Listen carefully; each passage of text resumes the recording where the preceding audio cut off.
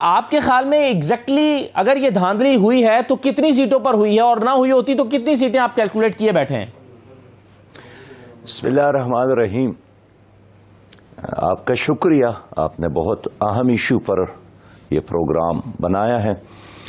پہلی بات یہ ہے کہ کوئی جذباتی بات میں نہیں کرتا ہوں، میں صرف میرٹ اور عدل اور انصاف کی بات کرتا ہوں کہ جن حلقوں کے بارے میں خود الیکشن کمیشن کا بنایا ہوا فارم 11 ہمارے ساتھ ہے اور جس میں ہماری جیت ہے، اس کے مطابق الیکشن کمیشن نے اعلان کیوں نہیں کیا؟ سوال یہی ہے. کیا انہوں نے وہ فارم غلط دیا ہے؟ اگر فارم صحیح دیا ہے تو اس کے مطابق پھر اعلان کیوں نہیں ہو رہا ہے؟ تو ہمارا ڈیمانڈ یہی ہے کہ اگر 88 کا فگر اس وقت ہے اس لیے کہ آج 2 مزید کا اضافہ ہوا، تو ہمارے جو مزید 7 حلقے ہیں جس میں ہماری یقینی جیت ہوئی ہے، ہم چاہتے ہیں کہ عوام کے مینڈیٹ پر شب خون نہ مارا جائے اور عوام کے آرزوؤں اور تمناؤں اور ان کے ٹپے کے مطابق یہ حلقے جماعت اسلامی کے بنتے ہیں، ہمیں دیا جائے. جب تک آپ نہیں دیں گے ہماری جدوجہد ہوگی، ہمارا احتجاج ہوگا، ہمارا مطالبہ ہوگا، بات آگے نہیں بڑھ سکے گی.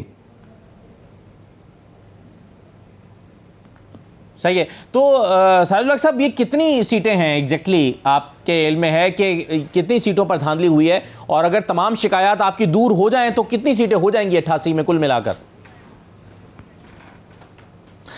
ویسے میرا اپنا جو کیلکولیشن ہے یا اپنا جو یقین ہے وہ ہے کہ جماعت اسلامی نے 103 حلقوں میں کامیابی حاصل کی ہے اینی ہاؤ، لیکن ہمیں جو فارم 11 ملے ہیں وہ 96 کا ہے.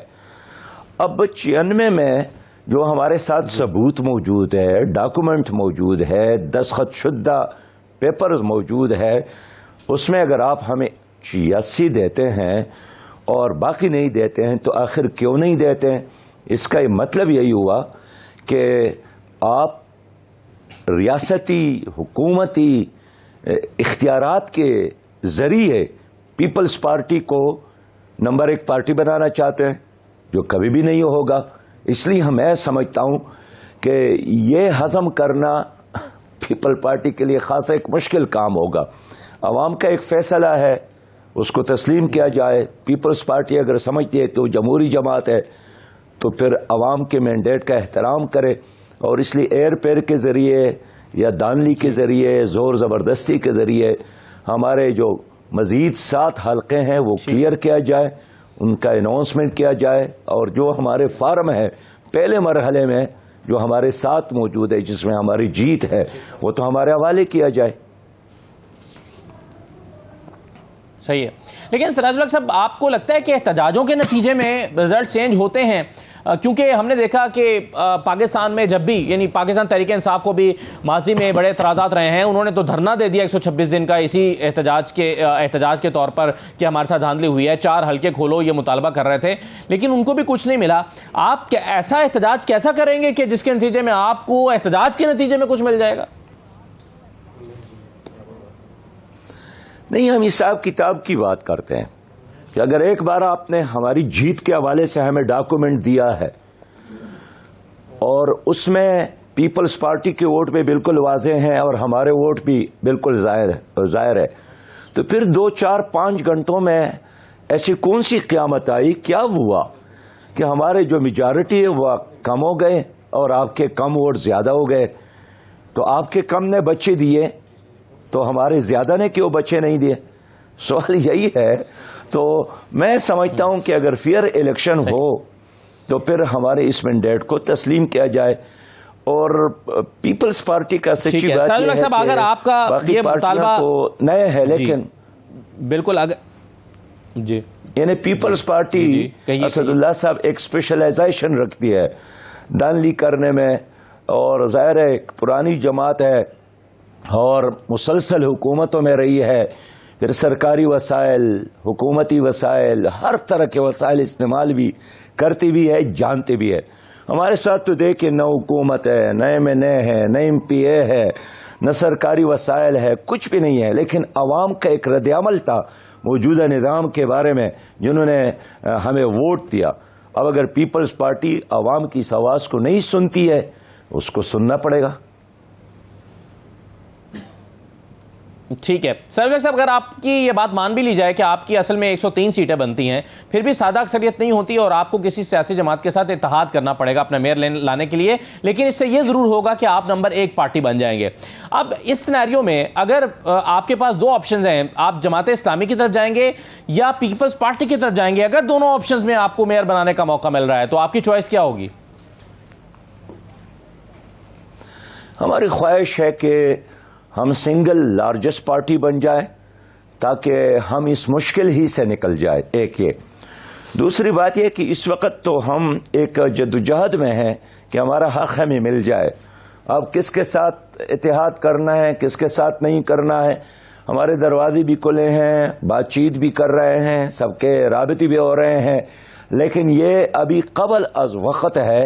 اس پر پہلے مرحلے میں ہم چاہتے ہیں کہ معاملات کلیئر ہو اور ایک کلین طریقے سے ان کا جو رزلٹ ہے وہ سامنے آ جائے.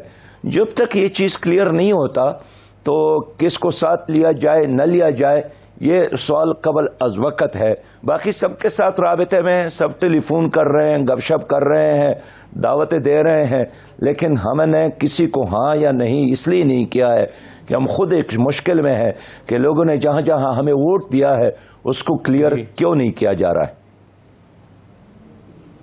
ساجد الحق صاحب، کیا پیپلز پارٹی کی طرف سے ایسا کوئی پیغام آپ کو ملا ہے کہ آپ تحریک انصاف کی طرف مت جائیے، بھلے ہی ہماری چند سیٹیں آپ سے زیادہ ہیں، آپ اپنا میئر بنا لیجئے لیکن تحریک انصاف کی طرف مت جائیے، ہم ڈپٹی میئر بنا لیں گے، آئیے ہمارے ساتھ بیٹھ کر بات کیجئے؟ کوئی آفر ایسی پیپلز پارٹی کی طرف سے ہوئی ہے؟ دیکھیے پیپلز پارٹی کی طرف سے ابھی کیا لینا اور کیا نہیں دینا اس طرح کوئی بات تو نہیں ہوئی ہے، تو لیکن ان کے سٹیٹمنٹ آتے ہیں کہ ہم جماعت اسلامی کے ساتھ کام کرنے کے لیے تیار ہے اور ہم مل کر کام کریں گے. لیکن یہ کام تبھی ہو سکتے ہیں جب وہ ریئلٹی تسلیم کرے، نتائج تسلیم کرے، جماعت اسلامی کو ان کا مینڈیٹ دے دے، تب آگے جا کر معاملات طے ہو سکتے ہیں. لیکن اگر آپ ہمارے میجارٹی کو اقلیت میں تبدیل کر کے معاملات بنانا چاہتے ہیں تو پھر یہ کیسے بنے گا آپ خود ہی بتائیں. صحیح. ساجد الحق صاحب، کچھ لوگوں کا تجزیہ یہ ہے کہ جماعت اسلامی چونکہ فنڈز کے معاملات ہوتے ہیں، ترقیاتی کام کرنے ہیں، تو تحریک انصاف کے ساتھ اتحاد بنا کر کچھ خاص حاصل نہیں ہوگا. پیپلز پارٹی کے ساتھ اتحاد بنانے میں جماعت اسلامی کا فائدہ یہ ہے کہ وہ مل کر فنڈز لے سکتے ہیں، اس پر پیسے خرچ کر سکتے ہیں. کیا آپ کے پیش نظر بھی یہ نقطہ ہے اور آپ انہی لائنز پہ سوچ رہے ہیں؟ اسد اللہ صاحب، پیسہ اور فنڈ یہ بات کی چیزیں ہیں، پہلے تو عدل اور انصاف اور میرٹ کی بات ہو جائے نا جی. باقی تو پیپلز پارٹی نے گزشتہ طویل عرصے سے حکومت کی ہے، 14 سالوں سے تو سندھ میں موجود ہے، پی ٹی آئی بھی 10 سالوں سے تو خیبر پختونخوا میں موجود ہے. ان سب نے جو کچھ کہے وہ قوم کے سامنے ہے ماشاءاللہ. تو میں اس لیے کہنا چاہتا ہوں کہ کہیں نہ کہیں تو ہمیں عدل اور انصاف اور میرٹ کی طرف آنا پڑے گا. تو کیوں نہ اگر آپ اپنے آپ کو ایک جمہوری جماعت کہتے ہیں تو اس کا آغاز کریں نا کراچی سے. لوگ اپریشیٹ بھی کریں گے کہ ہاں کراچی کی آواز پیپل پارٹی نے سنی ہے اور کراچی کے لوگوں نے جس پارٹی پر اعتماد کیا ہے ان کو ان کا حق دیا ہے.